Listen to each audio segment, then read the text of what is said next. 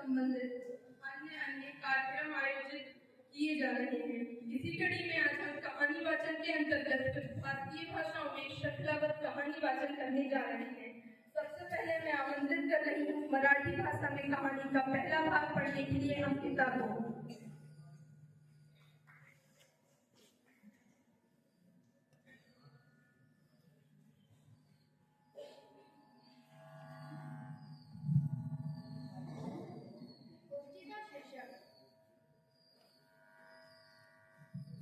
गोष्टीचा शीर्षक काशीचा प्रसाद। राजा कृष्णदेव विजयनगरचा शासक होता। तो खूपच कोवट आणि चांगल्या मनाचा होता। एका दिवशी एका संतांनी दरबारामध्ये येऊन राजाला म्हणाला, महाराज, मी शिवनगरी काशीपर्यंत फिरून आलो, तरी तुम्ही